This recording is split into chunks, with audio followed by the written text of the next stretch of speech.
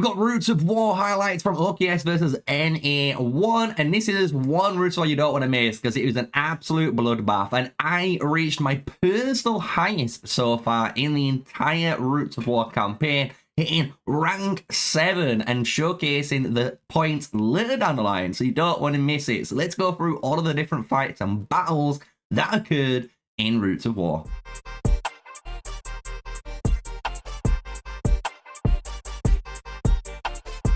Smash like, comment, and subscribe for more daily videos. Meet MrSneakyy, the one and only, and we're here in Roots of War, and I just thought I'd show you this screen real quickly before we dive into it. This is just my march I ran straight away. This is kind of like my quick 5 setup, nothing too crazy. I was running 2 archers, you can see here, with 2 infantry and 1 mage.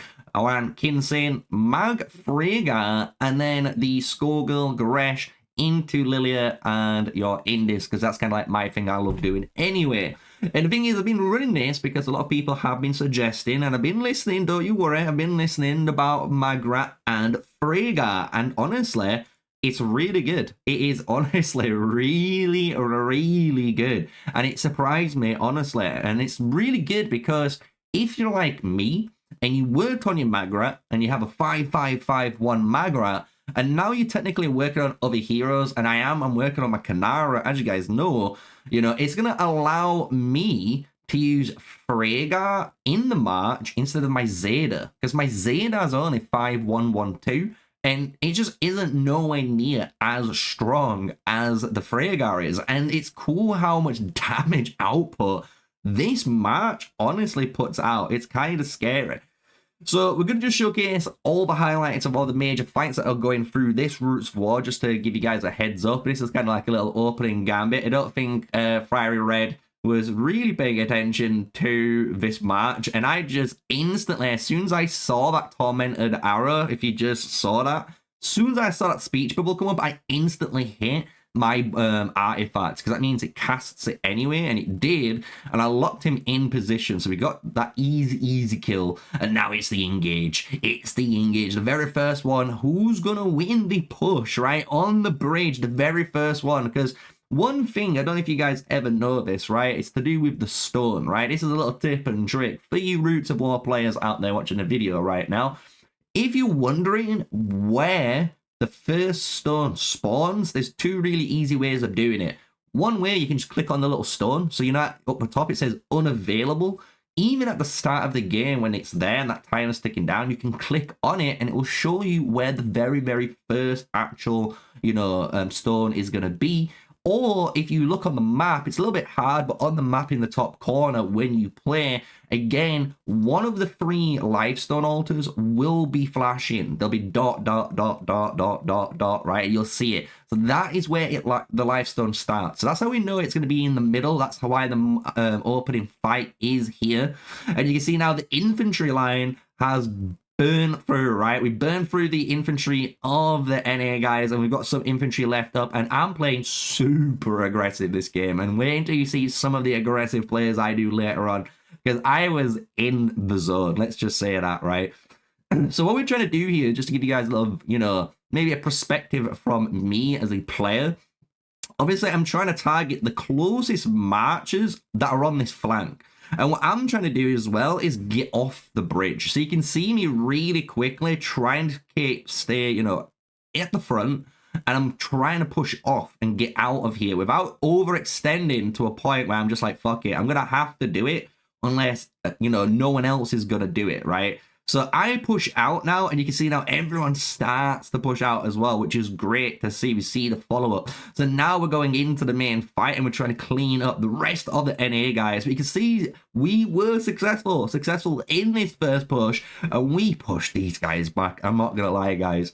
So far back here, and we do a really good job here. And the moment, realistically, on the open field team, if you're wondering, we are in Discord. We are listening to comms. We're okay to keep firing.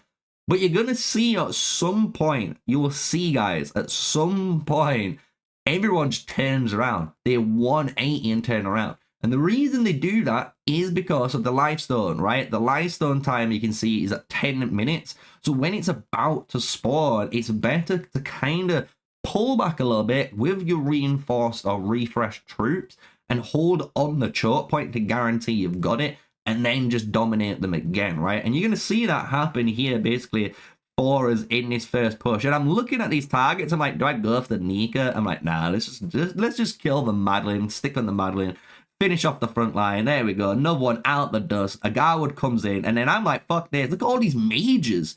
Look at all these mages. I actually have no fear, and I rock. Look at that. Boom. Tried to use the Shadow Blades, and it just whiffed, man. They just moved out. But I'm running here 2 Archer Marchers, and there's so many mages. I honestly felt confident, and I think that's the best way of playing Archers. If you're in this scenario where you can see this big pocket of mages and you're an Archer player, you have to be that guy, and it sounds crazy, but you need to push that.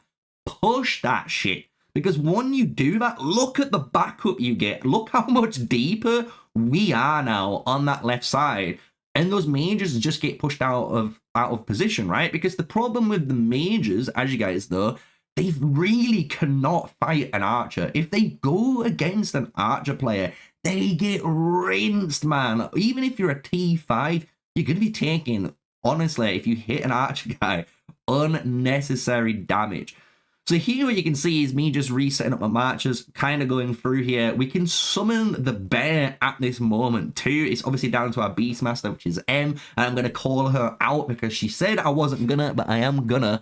Because you'll notice if we just kind of skip through this little section here and we go back to the little bit of fighting here where even I've got my cavalry involved because I'm like, fuck it, let's go! You'll notice though, we're on 3 minutes. Keep an eye on that timer, boys and girls. Keep an eye on that timer, and let's just see if a bear appears, right? So NA, do summon there. So we've got the NA bear on the screen doing its work. Fantastic job trying to basically, you know, stop us from reinforcing, causing a little bit of damage on the way. It's pretty good. It's pretty good. They realistically don't want it to die yet. That's the thing. They've, to me, summoned it too early. So this is kind of a bad point, and this is a good tip and trick for you guys in Roots of War that really do want to win. Try and keep your behemoth as late as possible, guys. Because the thing is, the later you spawn it, you get the full timer, you get more, obviously, on the battlefield with it. And the closer you can get it to where the Lifestone is, the better. Because you can use your behemoth to obviously delay the capturing of those life stones, and that is really, really crucial if you're behind and you need to get that refresh right, and you need to get into position. So honestly, I think the bear was a little bit pulled too early. I'm gonna be honest with you guys, but here's the pullback, right? So if you remember earlier me talking about we're waiting for the call, this is the call. Kirito, big shout out, goes pull back to the bridge, guys. We're gonna be fighting on the bridge. So I kind of do the sacrificial lamb, so we'll just kind of showcase that again. You'll see, if you pay attention, I'm targeting the marchers, and then I hear the call, and I can see the Skogul, and I'm like, right, the Skogul's going to die either way on the way out. So I might as well leave her there, so I untick her, and I pull the other 2 out. Because if everyone, especially these guys up here, right, are all targeting my infantry that's about to die anyway, it is going to buy time for my alliance, for my members to get across the bridge safely without getting caught out, like these guys are potentially getting caught out right now at the back end of the fight. So now we're going to fast forward it. This is going to go into the big one. And this is where you're going to be surprised, because I've got to pause it here to showcase the setup. So you'll notice we've got Kanara, we've got Magrat, we've got Nico, and Fear. I'm going to tell you guys, this is what I ran for the entire setup, pretty much from the now to the end. So what we did with Kanara and Syndron, really, really good setup, honestly. It does maximum amount of damage as well, which is kind of weird. I don't know if you guys knew this, but in Roots of War at the moment, mastery skills are included.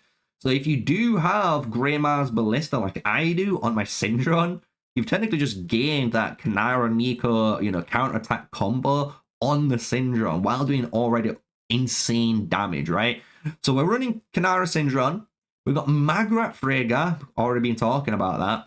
Then you can see this one already on screen. Nico and obviously my girl in this, right? This march is so good. I actually love this march now, and I would highly recommend it. I'm going to do some videos on it and explain why it's really, really good. I don't want to go into it too much here, but trust me, for an archer march, you're going to be surprised on what this is actually doing for all your other archers.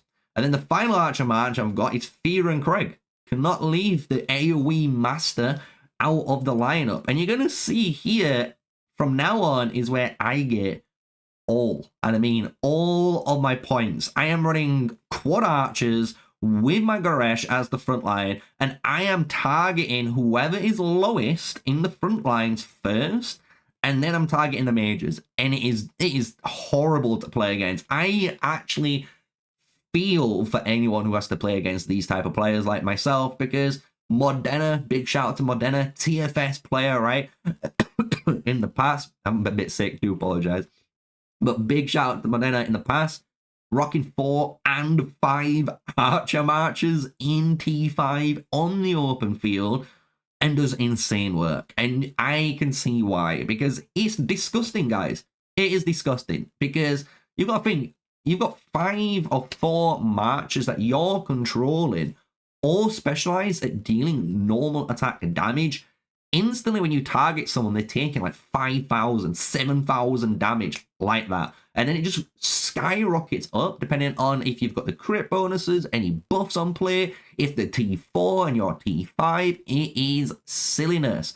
So here you're going to see one of my most aggressive pushes here. I'm not going to lie. This one I go insane on, because here is a really big mispositioning on Pappy's side, I think, and Grey. So you can see Grey and Pappy here on this edge, and they are really, really out of position here. I know they want to be in this position originally to get good damage off onto the bridge.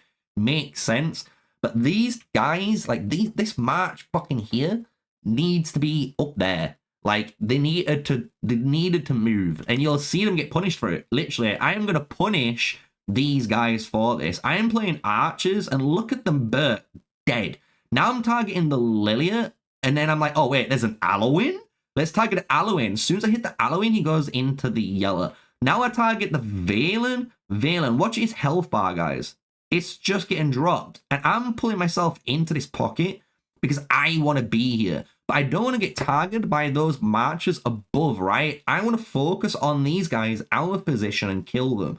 So it's really important, as you saw that movement I did, to allow me to get away with what I'm doing, which is really, really offensive and really, really aggressive. But I'm an archer player, and look at that. I'm already at 20,000 points, guys, at 42 minutes.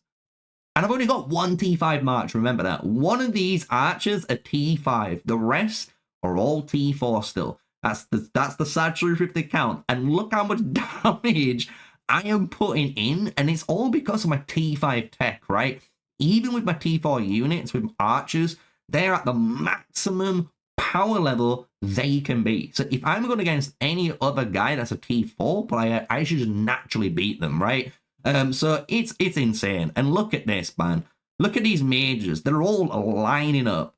Each of them are lining up for some food, guys. There's the pig getting killed. We can see the calf. I was like, wait, what? It was a little bug. So he gets taken out. We finish off this, Madeline, so I can get her out of the picture, so I can just kind of walk at these guys on the left side, and that's kind of what I do. We zoom in, we can see it's fire red, we can see Cherry as well, and I just walk in, guys. I'm like, right, let's go. Let's go. We're archers. You're mages. Let's fight. Let's fight. Boom. One dead. Next target. It's the Freygar. Look at the Freygar getting absolutely rinsed, man. Next target.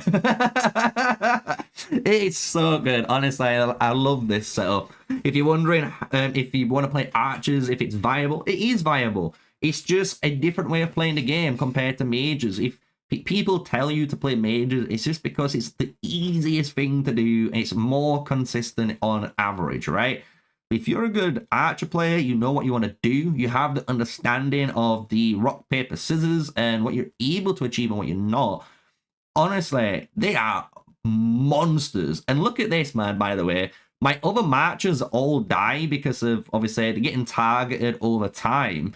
But the Nico, Bro, the Nico in this is still there. It is still there, and it is doing work, which is crazy how much work this match is doing. So absolutely love it. So this is kind of the first couple of fights. What we're gonna do is kind of skip forward, because as you can imagine here, we've basically got the stone, right? We got the stone. It wasn't too hard. We're kind of going through the healing. We're looking at some of the rallies and seeing how it goes. At the moment, got a 5,000 point advantage against, obviously, the NA boys. But now we're going to go a little bit forward. We're going to showcase here. This is kind of what I wanted to showcase to you guys. So big shout out to the NA guys and obviously OKS who participates. And this is kind of your moment. I'm going to say this is your moment. So if you've been enjoying the video and you want to have a shout out, here you go. Because you can see your names here. You're going to go through them all, basically. So if you see your name, big shout out, especially Pappy, Cherry, we see, remember, and Black Jen, Grunge, Menguis there, Victor, Gray, and technically Pons at the very top. So remember all the names, you know, the major names that I probably spoke to the most day-to-day in the TA Alliance back in the old days. But at the moment, I'm rank 11, boys. We're rank 11, 27,000 points. I'm going crazy. I'm going crazy. You wouldn't believe it, but I am. Going absolutely savagery.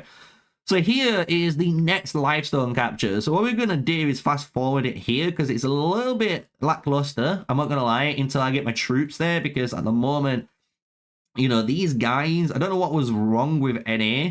Personally, NA, if you want some advice, don't do this, what you're about to see, because you could have just kept all of these troops together and just waited to push all at once, as if you was playing open field, you know what I mean? And, you know, Gray's just wasting cabs here at this point when he could have easily taken more advantage of his calves, because he's got some really powerful calves. I'm not going to lie, if you get hit by him and you're not watching it, because I'm sure later on you'll see it. You'll see his calves come back and get me in the ass. I'm not even lying. It's pretty funny. But yeah, you don't want to be doing that. So we're waiting to get all the matches here, right? So we're going to fast forward it now.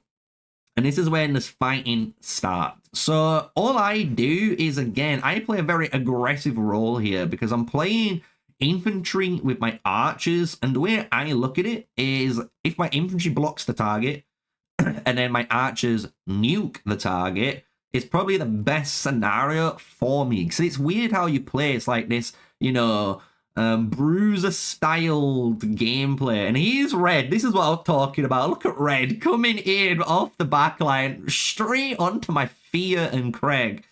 But my Fear and Craig survives. Look at that. They survive. Pog fucking champ, boys.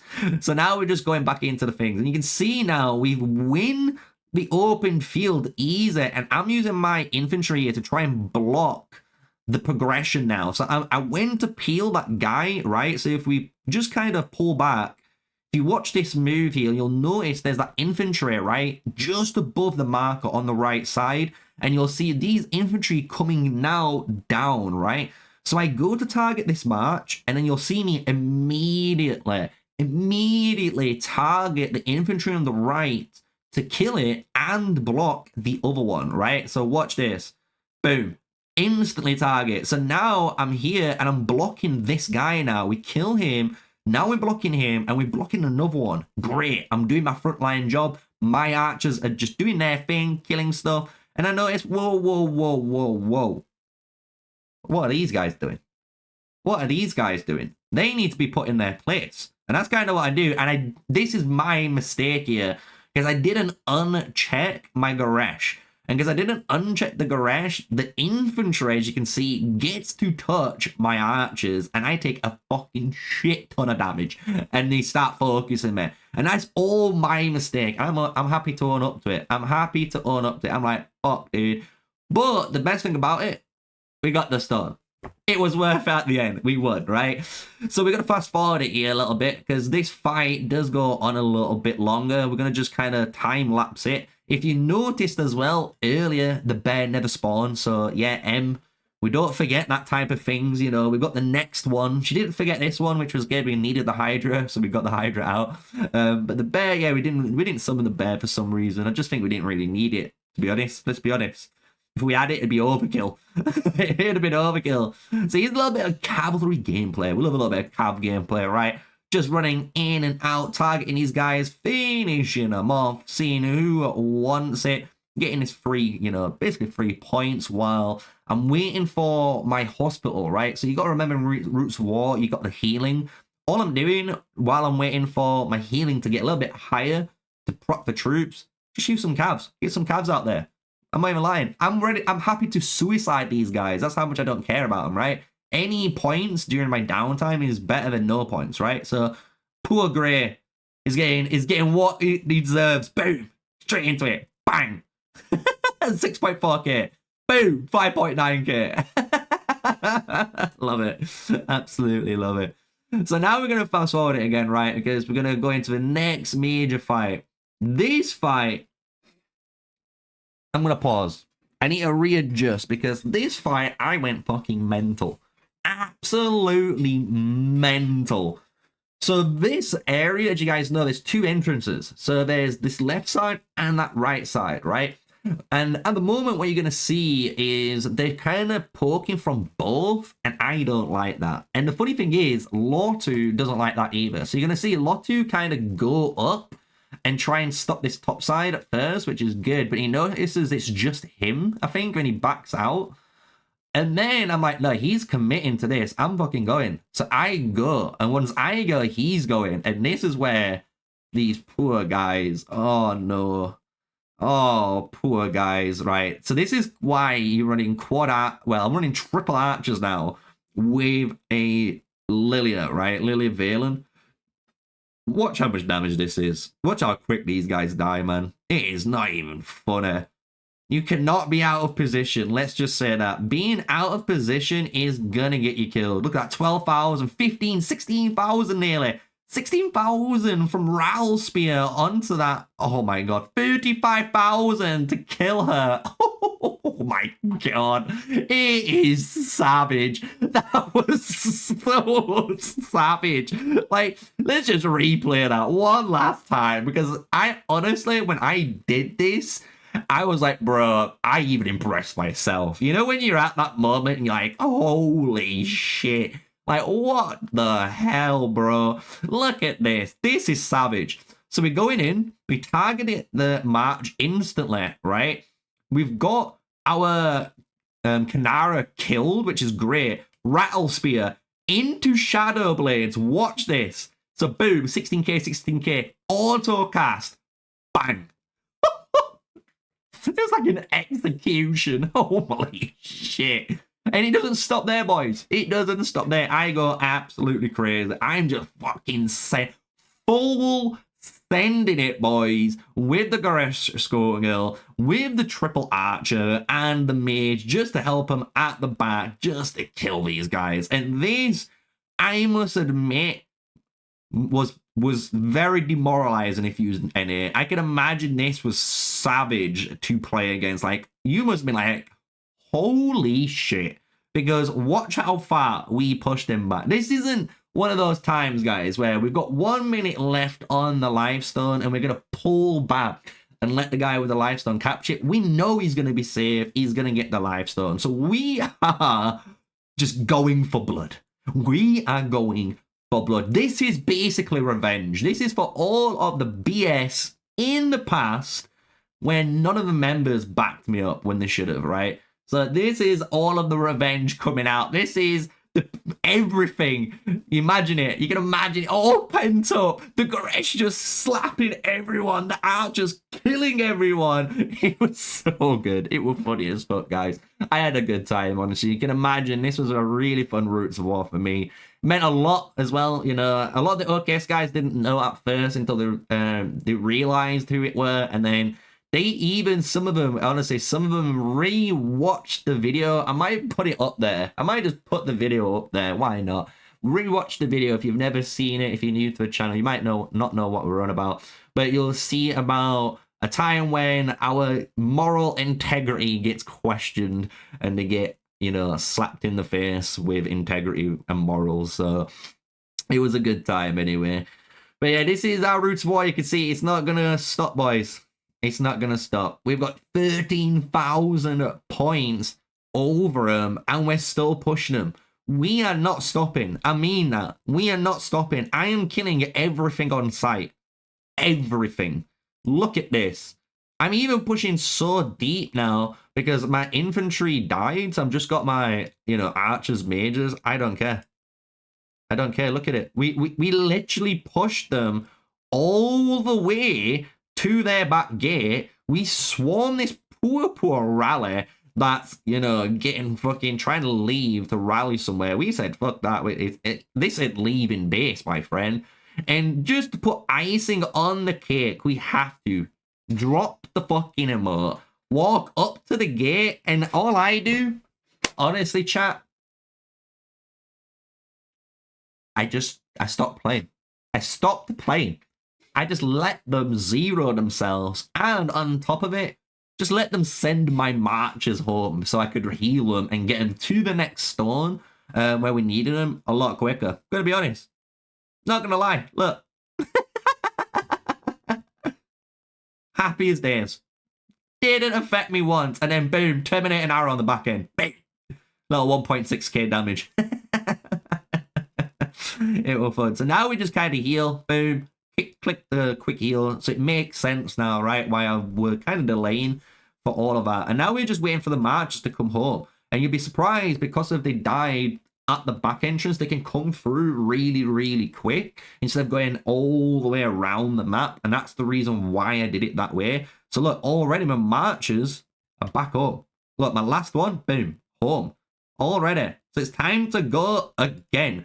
And this is how it ends. I'm going to be honest with you guys. I'm going to fast forward it a little bit just to get you guys in screen.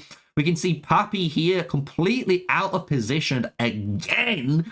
And just like that, man, my archers being me, I just see these mages and I fucking full send it, boys. We are going in. We are killing them and punishing in bad positioning. And it's too late, my dude. It's too late. Look. There's triple infantry on him just to make it clear how much this guy messed up. It is carnage. It is carnage. Even me, I'm like, what the fuck are you doing? Give him the face palm. Like, I am disappointed in you, dude. And this is the end. This is honestly the end. Like most kind of Roots of Wars where you play through, you kind of dominate the enemies, right? We hold them here. I'm going to be honest, I'm going to start time skipping. You can see 11 minutes 40 on the clock. 11 minutes on the clock. 10 minutes on the clock. And here we had Leo doing some fun cab stuff. I'm not going to lie. Cool stuff, Leo. I enjoyed that when you brought out 5 or 4 cabs. It was kind of nasty. So I had to deal with it. Otherwise, I was going to get fucking killed, right? And then kill him. Kill him. It's brutal. This was brutal. Rank 9 at the moment. 64,500 score, guys. With 1 T5 archer, remember, and the rest T4 archers. Remember, Wyvern archers. Boys, I'm actually really digging it, man. The normal attack increase is so much better than the skill damage increase, especially for a unit that relies on normal attack so much. It's so goddamn good. It's so goddamn good. So, yeah, this is basically Roots of War for you guys. We're just gonna keep clicking over here. You can see me just standing in front of them, hoping to get any merits and points we can. Everyone's like, yeah, we're talking in chat. Even I say, I'm not even lying, I don't even sugarcoat it. It's like, I fucking hate the fucking leadership with a passion because they are the traitors.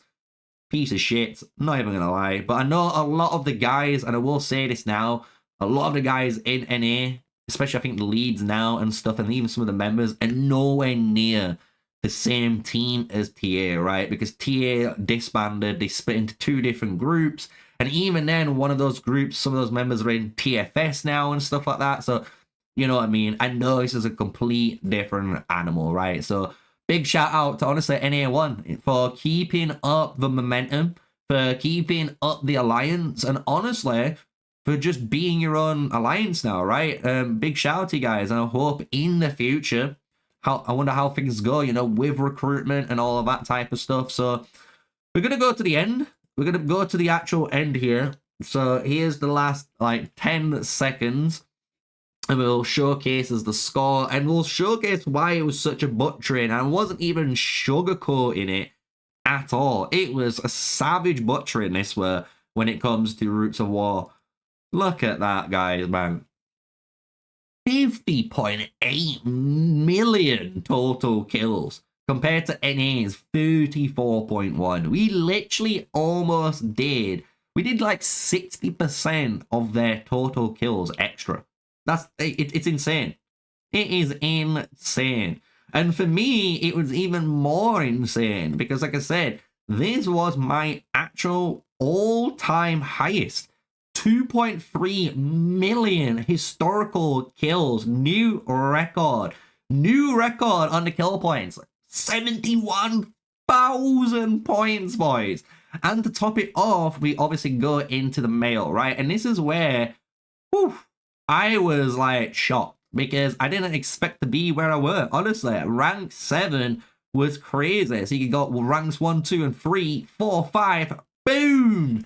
It's your boy. And I could have almost potentially maybe got rank 6 if I fought a little bit harder. Maybe I could have snatched that rank 6, but as you guys saw, all I did was open field fight. Open field, open field. And I had one D5 march, the rest D4. Look at the damage output. If you're wondering, can you run archers? Are archers better? Hopefully this answers your questions, because I'm honestly, if you know what you're doing with archers, they are insane to play. And you can do some insane damage with them, right? Even with the medium range of the unit. So I hope you guys have enjoyed the video. As you can see, this has been Roots of War. 53,500 was the final score to 12,600, unfortunately, on the NA side. Maybe next time it'll be a more close bout. Hopefully when they go through maybe recruitment phase, who knows. But if you enjoyed the video, you enjoyed the commentary and the absolute savage butchery that you just watched, you know what to do. Smash like, comment, and subscribe. And until the next one, stay safe, stay sneaky, guys. Peace out.